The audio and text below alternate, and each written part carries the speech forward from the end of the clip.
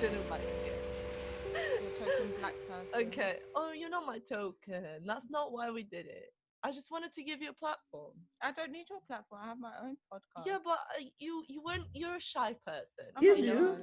I didn't know you had a podcast. He doesn't. It's He's on just- Pornhub. Oh God.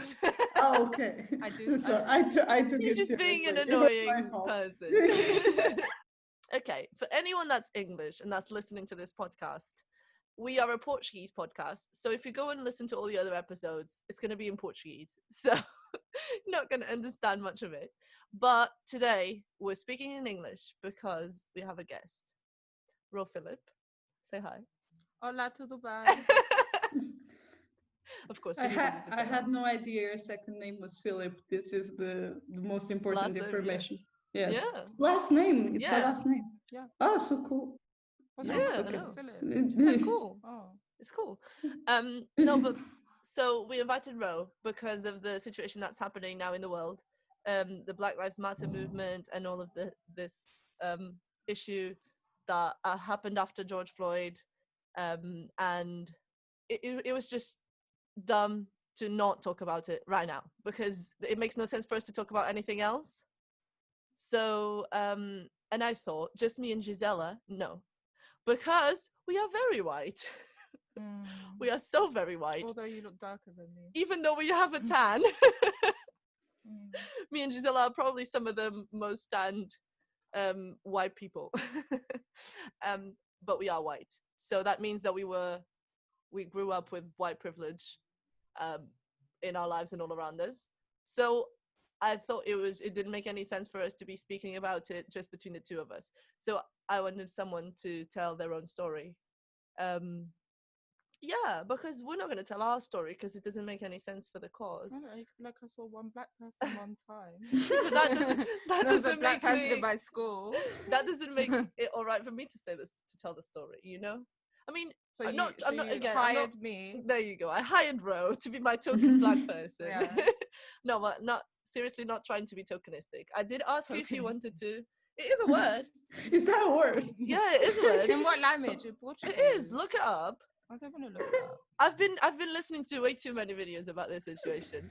It's all the language that I know now is revolutionary language. Oh wow, look at you, communist. Very Ooh, cool. Lenin. Lenin. Am I Lenin? Yeah. I think, and what I've been like from all the videos I've been listening to and all of that, the most important thing is to just listen, because white people tend to just talk too much about Yeah, themselves. really? About and I'm a white person. That That's talks what I'm too much. saying. I talk too much about my life, about myself. I feel like self-pity. Everyone's like, oh my god, my life. But to be honest, we are so fucking privileged, and yeah, I feel like we need to shut up and listen to people that actually have had Who, me? yeah. Who, me? I don't was know. born In London. in London. I kind of wanted to ask you just to start it straight away. Also, wait, I just wanted to do a little side comment in Portuguese. Oh, ok. Tudo bem. Tudo bem, tudo bem. Eu não falo português. So. Pronto, para o pessoal que está assim um bocado confuso, tipo, porque é que eles agora decidiram falar em inglês. Ah, né? pois, convém. yeah. Convém. Pronto, nós decidimos convidar um guest, um convidado. A Mara sugeriu convidarmos o Ro para o podcast porque nós queremos falar acerca da situação que tem acontecido com o Black Lives Matter e os movimentos e os protestos, etc. Mas achámos que não fazia sentido sermos só nós, porque somos as duas brancas.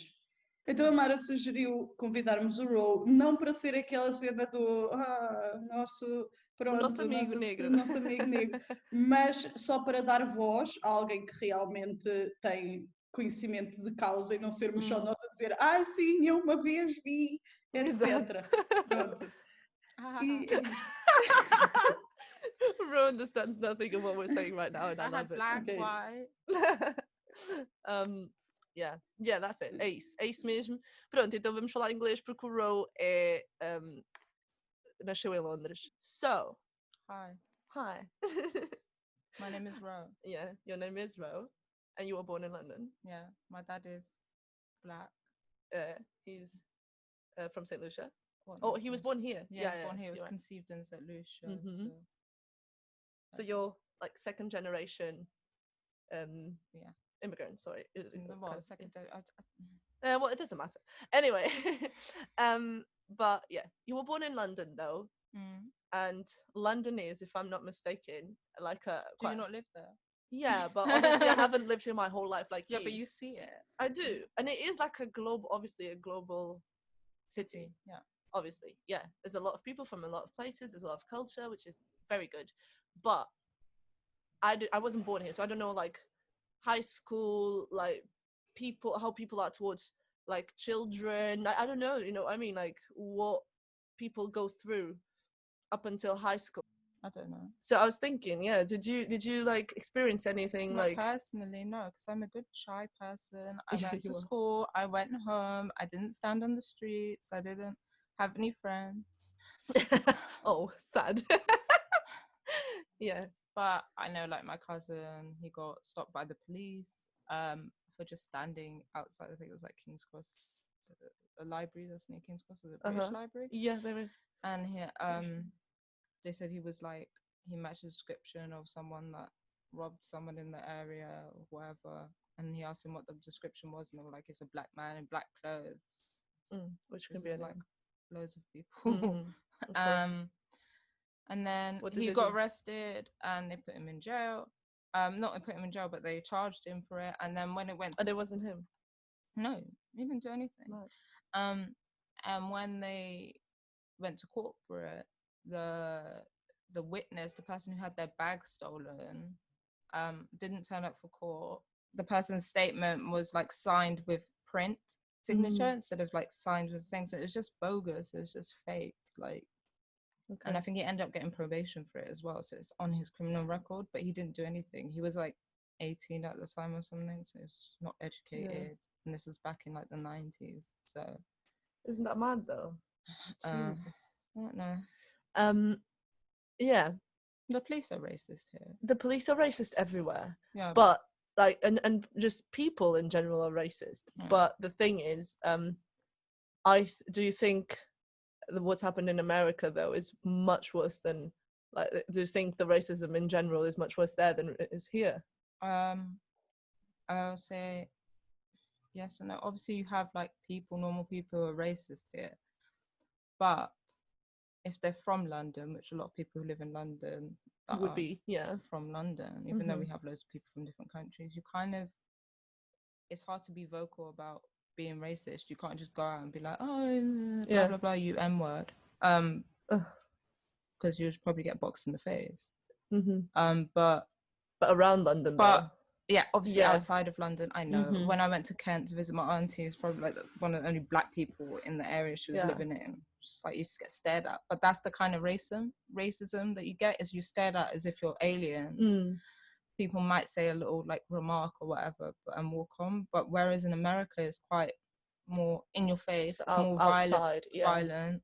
You see those like the right wing people that are like in the streets, with their Confederate flags and stuff. If we have the equivalent of that, people don't. They don't act on the racism that they do. It's more a systematic thing, and it's like an undertone, which I think is also bad or is bad because you just don't know where you stand. At least in America, you know, like, oh, these people don't like me. But here it's like, oh, you know, you'll walk down the street, the police stop and search you, whatever, and then you're like, for no reason. For what?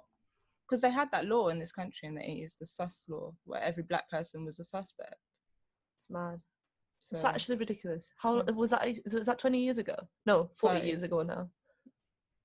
Yeah. Oh my God, I'm so old. I know, me too. No, but like, I don't know. I feel like it's hard when there's no tangible racism. It's harder to fight it. Do you know what I mean? Because obviously you don't want violence to happen in general, obviously. But because people are so like subliminal and so sly about it, then you don't know how to fight it. But I was also wondering, because what that turns into is, for instance, in institutions, it's much easier to see it, like high school, I was lucky. I went to school in Wembley, which is a very ethnic minority part of London. My school is like 90. I remember they did a little survey thing. It was like 97% of the school were ethnic minorities. So, and I think all the white people who were white English in the school were like cousins and stuff. They were like one family, basically. Not really, but no, but that's great. So I lived in a bubble, I guess, and I was lucky. But I do know in schools like where my sisters ended up going secondary school in Highbury Fields, there's a lot of middle class teachers who are from outside of London and they come into London and then they teach kids from London who are first generation, second generation, whatever. They're from parents from Africa, parents from the Caribbean, and they have this like, it's an undertone of like racism, and it's like, oh, speak properly, you shouldn't say slang words and blah blah blah. But then you have to, this is our culture, kind of. It's not because we're stupid that we say these words, and then the kids are made to feel stupid. So yeah, and then they just don't get good grades, and it's just a cycle. There's something to say about the power of that. That's the thing, is that the power of that in like on these kids is also a big thing, because I know like there's really smart kids, and then they get to school and they're like surprised by that. Yeah, they're made to feel stupid, so they start to slightly believe that they're not as smart as the white people, and that's like and then when you see the school that they went to was a girls' school, but then they'll see their brothers and their dad and all this getting arrested by police on the street or whatever, or just or they don't have a job or whatever, and it's it's just a cycle. It's just like, what's the point? Zella, have you got any questions? How has it been black for you? I don't know. I don't really know what to say. I was listening just because it's such a different reality from where we grew up in. I mean, when you were younger, how many black people did we have in our schools? When I was like young, none. Like I had one. None. I had one person. I know this is a very white thing to say, so I apologize in advance. But I have a parcel of my family. They are all black. I'm not saying I'm not racist, because that's not the thing. But that's true. Part of your family is black. No one taught me, because they wouldn't say, oh. Yeah, because your family. You know what I mean? So that's just not. I think for me, it was more shocking because of that, because I didn't have any colleagues in school that were black. The only reference I had was my family, where it was no problem. There was no problem. And then I got into the world, and it was like, holy shit, like, why are people... I know this sounds very... Oh my God, I was very sheltered, but that's the reality. It's a very suburban city here. There are no... I mean, now you see more immigrants and stuff, and people from other countries and from other ethnic backgrounds. But I think when we were younger, there weren't lots of... They're mostly white people here that were born here, and their parents were born here. And there's a lot to say as well regarding Portugal, about it literally 60 years ago, there was still Portuguese people living in some countries in Africa because we were there thinking the land was ours. Yes, I'm saying this, but my father's side of the family, they lived in Angola. Yeah, they came here because of the... Yeah, so did some of my aunts and uncles. Yeah. Yes. So that's the thing that Portugal did, and we know that. And it also led to this a bit racist society, because if you are born with your family thinking that they are... No, I'm not going to say better, but they kind of thought they were better because they were there and they were the civilized people. And that's, first of all, absolutely stupid and disgusting. But second of all, it makes, like, subliminally, the Portuguese society does kind of think that. Do you know what I mean? And 60 years ago, there was still war happening back in Africa there, with Portuguese people trying to fight against black people, in their own land, you know? So first of all, that's like, it is a racist country and no one can say the opposite. Done, you know? Like, yeah. I think people say, Portugal is not as bad.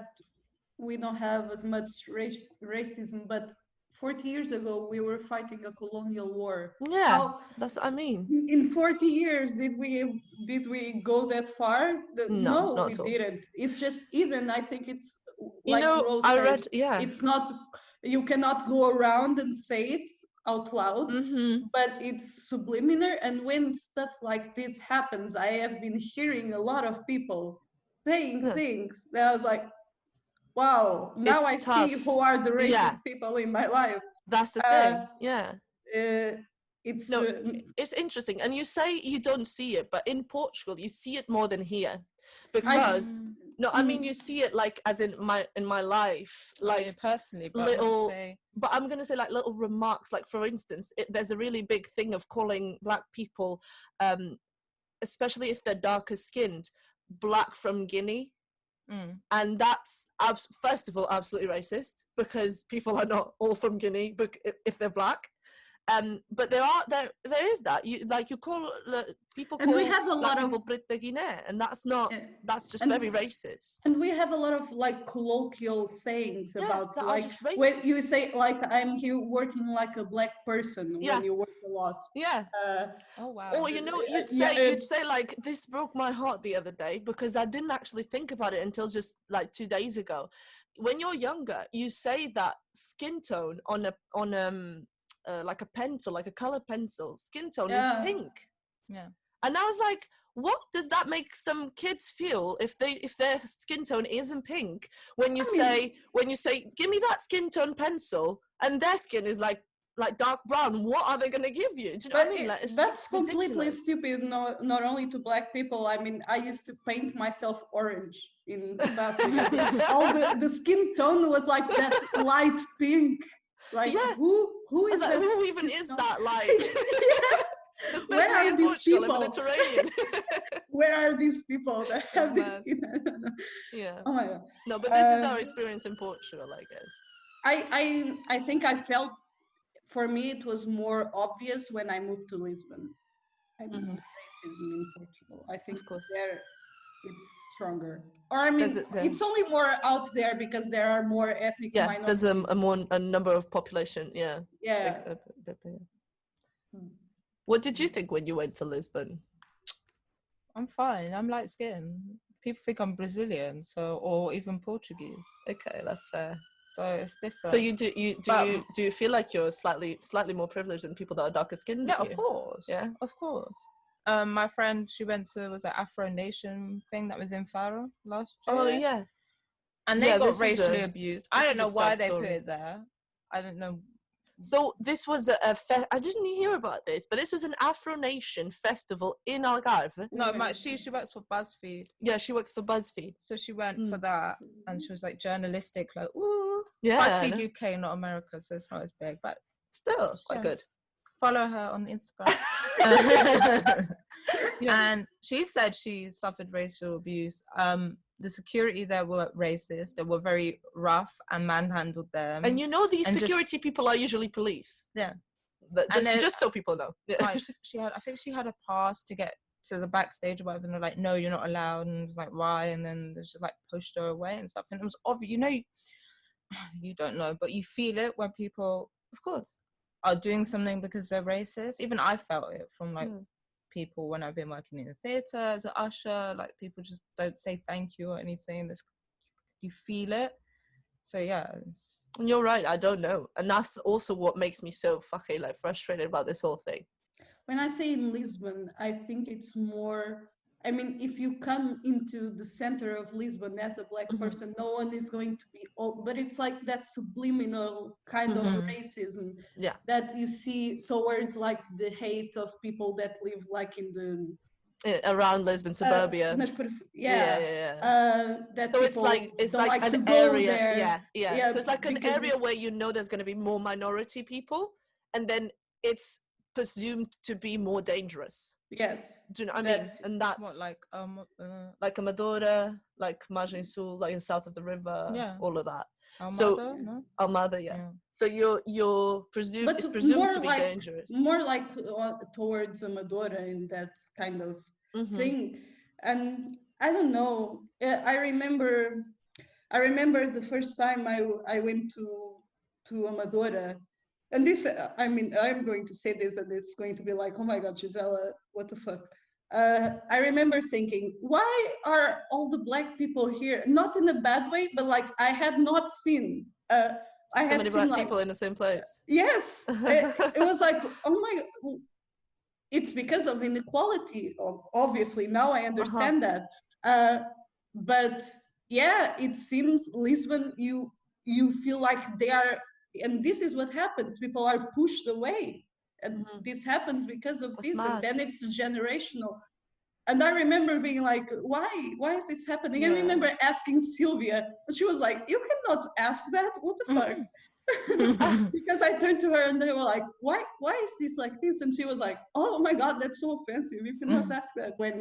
I remember when I worked in the supermarket, and all the cleaning people were Black, and I remember having a security, it was a security, I mean, randomly, he turned to her, and he said, where are you from? Where do you come from? She was like, oh, I live in place in, and he was like, but really? Oh my God.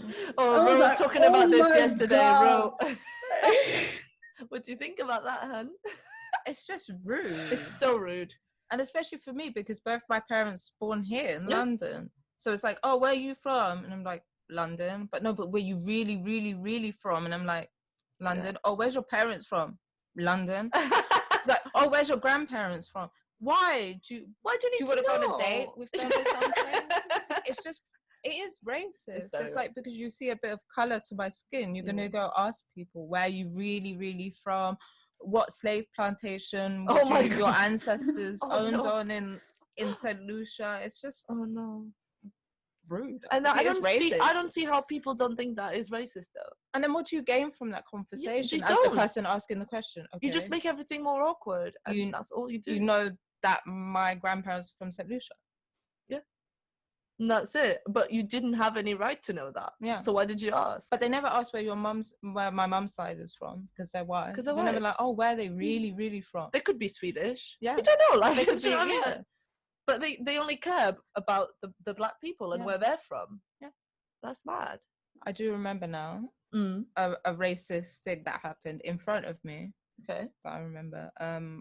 My dad and my sisters, me, walking down the street, and this drunk white guy shouted at my dad, like, black bastard, you nigger.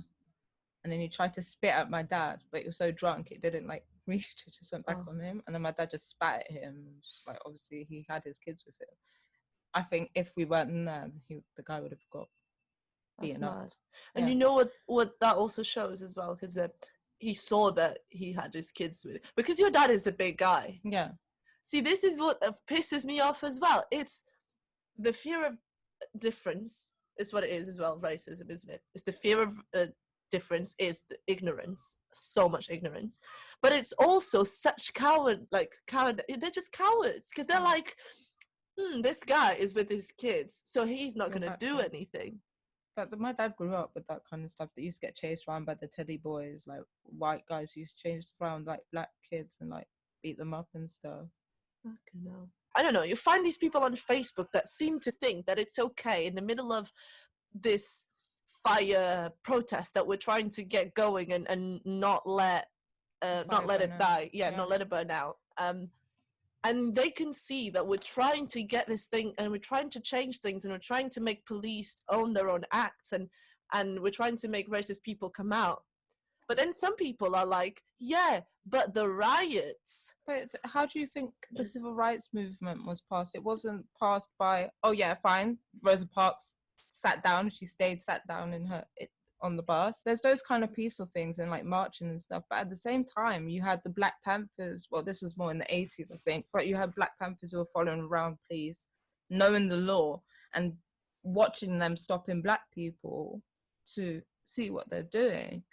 And you also had riots and looting and everything. I think every major change that's ever happened in any society, there is looting, there is rioting and breaking down of things and fighting the police, or it could be the king's soldiers. It doesn't matter. There's always that, because they didn't match their end of the contract. Like, if police is not going to lead by example, what keeps a civilian to not just shoot someone if they're unarmed?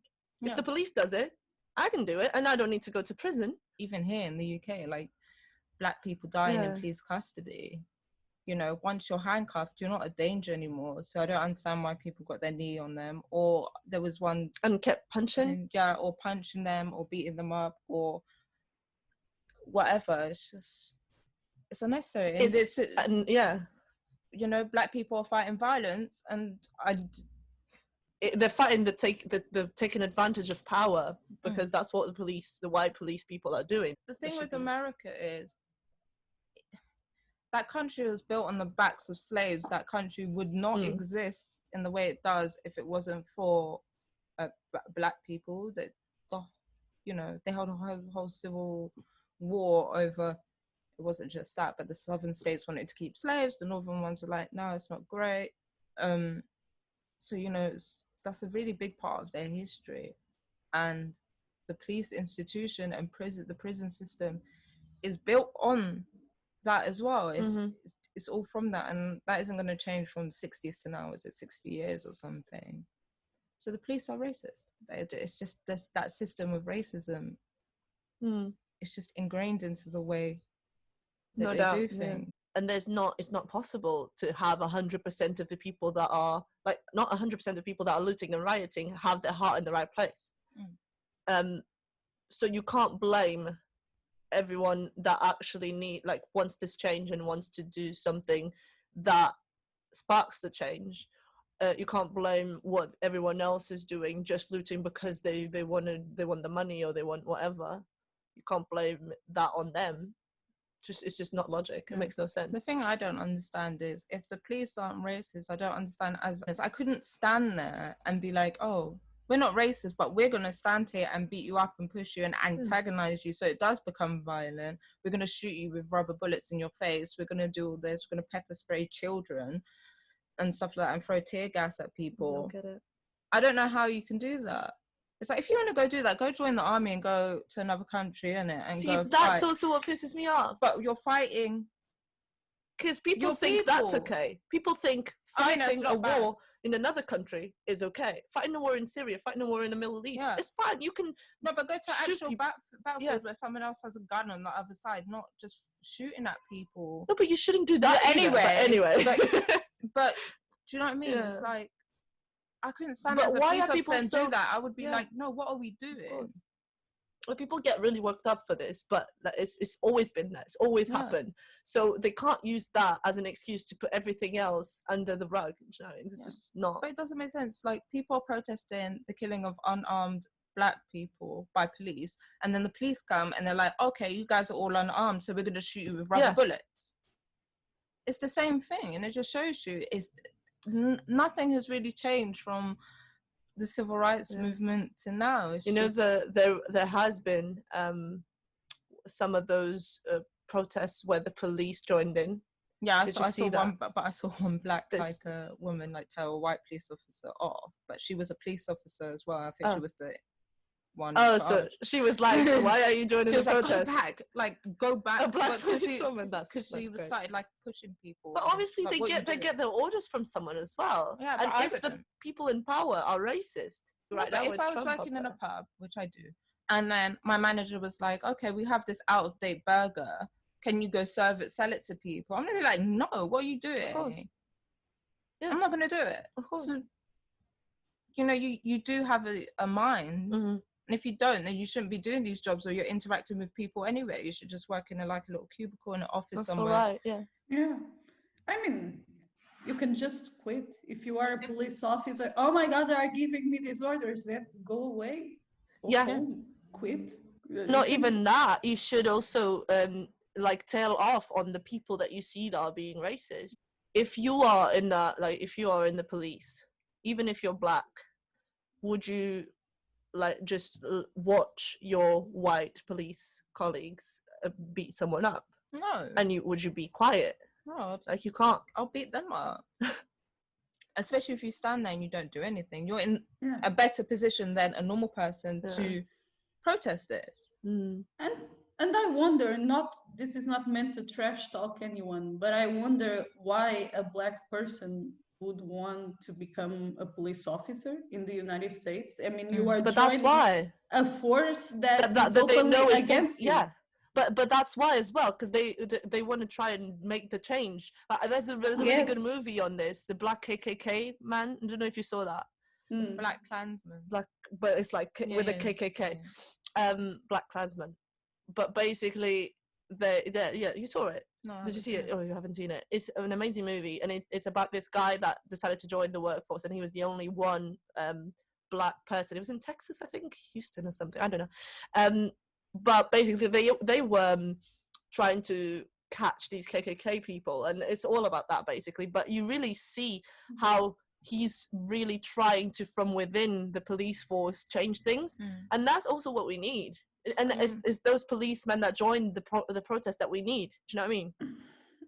Yeah, I guess. But I couldn't stand there while my colleagues are firing rubber bullets at people and be like, okay. That's what I think is odd, obviously, but I don't. Go, la la la. Yeah, but I understand the intention to join the police. No, that's why I want to join the police. I've applied in London, obviously. He has applied to be a police officer. And stuff, and just waiting for coronavirus to stop so I can have my assessment. But if this is like this, and there are already some Black policemen and policewomen, imagine if everyone was white in the police force. Yeah. Do you know what I mean? No, I understand why people want to, but it just seems like a terrible position to be put in. Completely, like, lots of like emotional labor and stress, and because you are one person fighting a whole system. I mean, it's hard. Yeah, must be tough. But they must have friends in the force, so they'd be like, "Oh, we're friends. We go for a drink, Johnny. Why don't you join me with the protesters? Because this is obviously not right." And then Johnny be like, "Oh yeah, that's right." I don't know.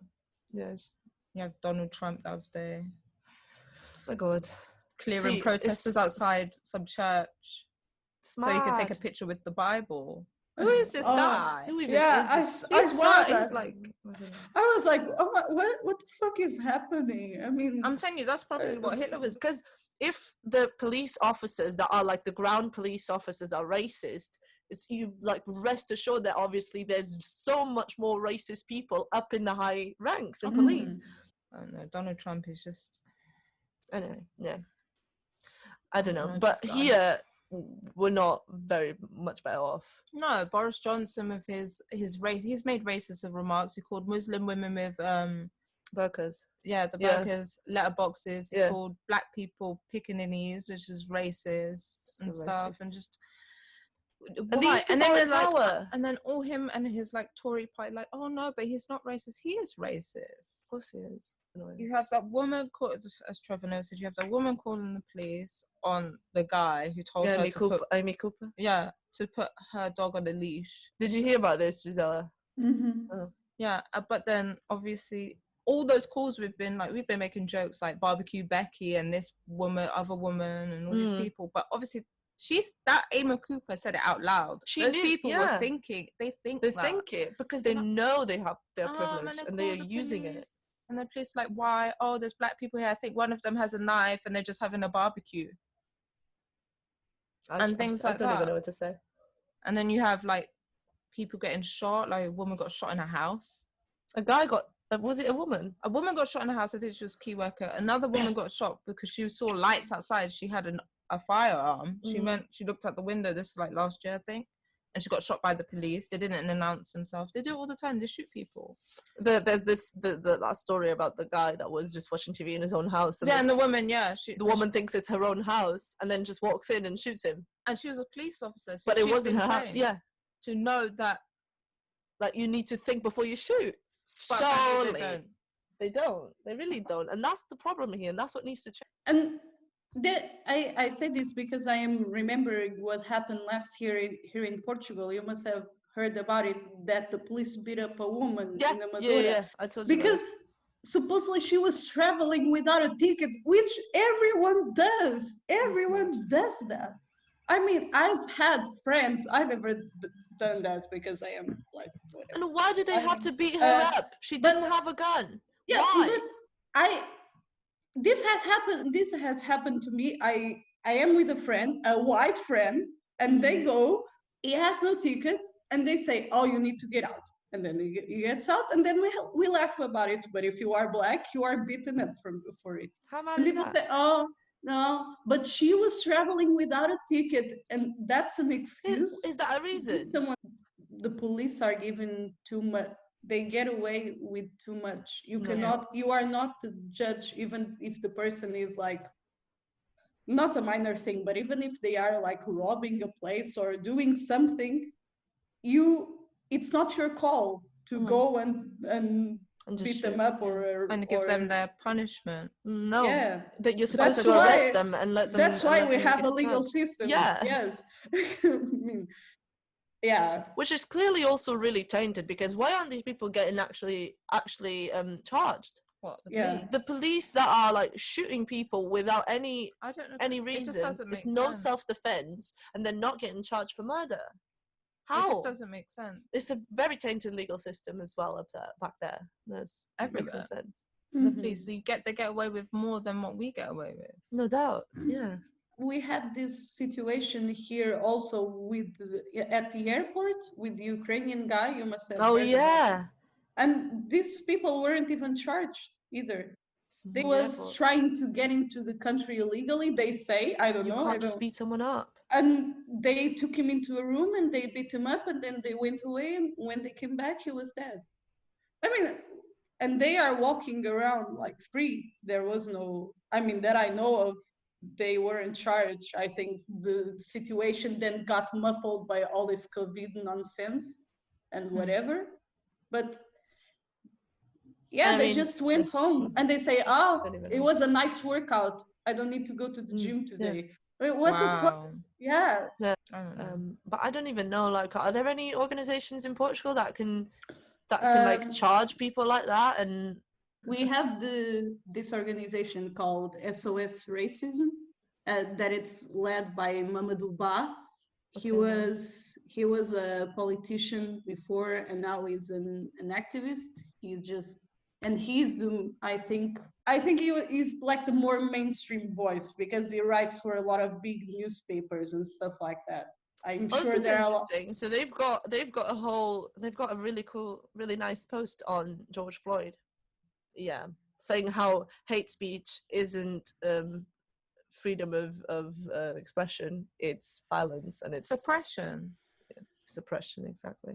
Yesterday was bad because I don't know who made up the Blackout Tuesday thing. I think it was the music industry. Yeah. But because I saw that first before this black square. No, but that was part of it.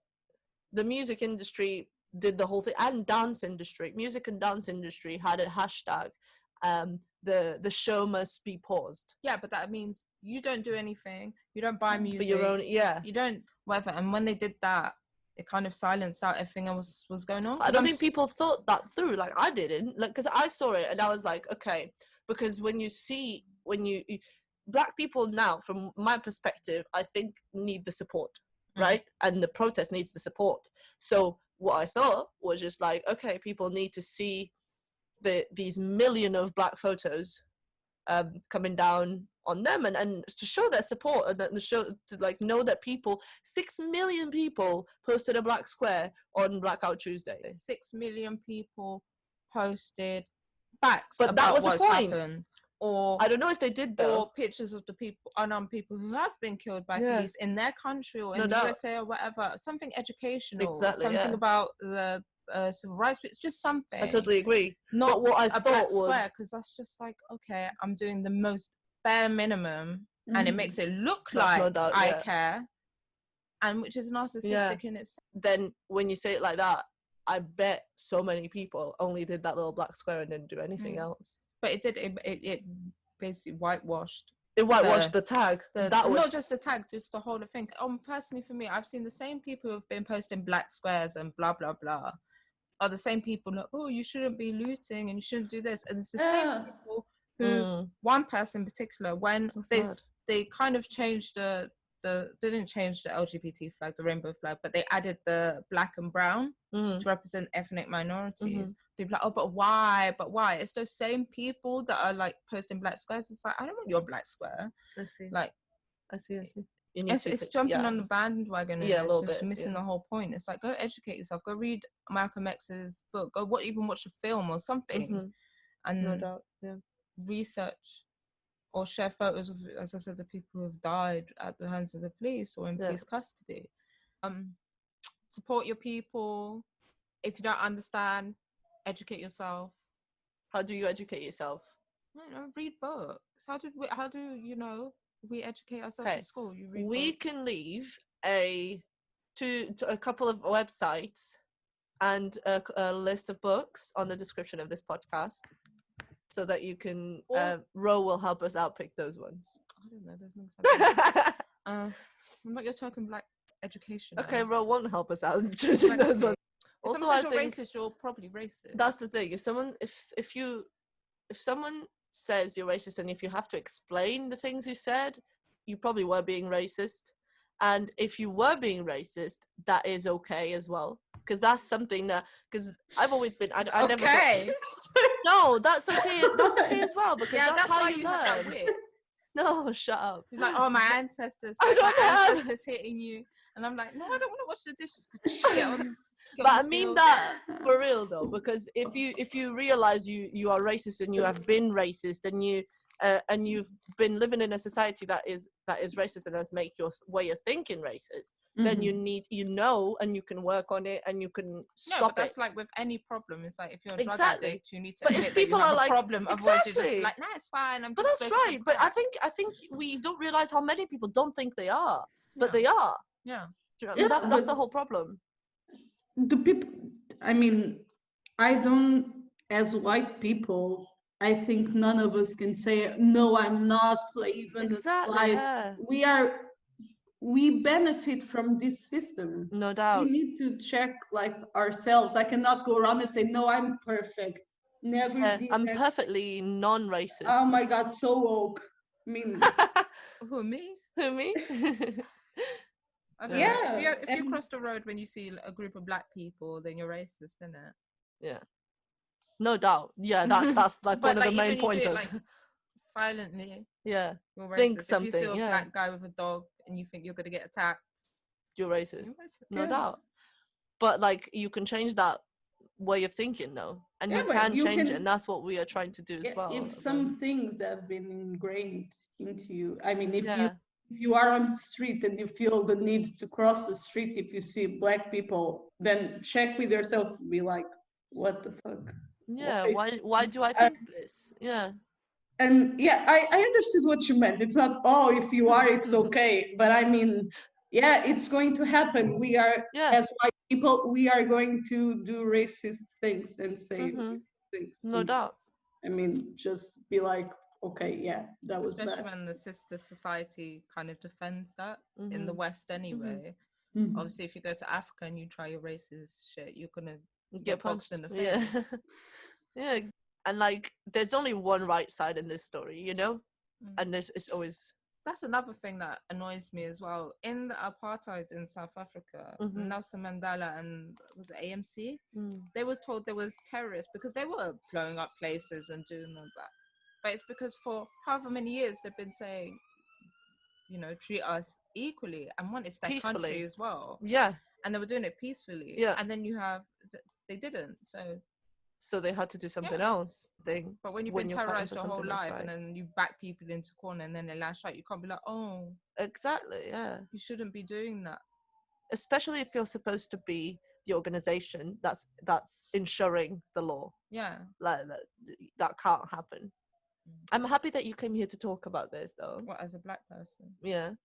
And because you've wanted to come into the podcast for a while now. Yeah, I wanted to come something more lighthearted. Like. We can have we don't do those things, though. Yeah, we like having you. About You're my our first guest. because I'm a dance artist. Follow me on Instagram. No, but like it makes me really happy because. So thank you for doing this. That's fine. It's nice. De nada. De nada. Oh. So yeah, that's it. Are we doing the outro? Or are you singing with us, bro? Or do we all do it together? Yeah. I thought it was just you doing. You don't have to know it. I don't know it. I just No, we just have to you go. just sing it. Yeah. Yes. That's what Okay, I let's do. do it. 3, 2, 1. Oh, he's beatboxing.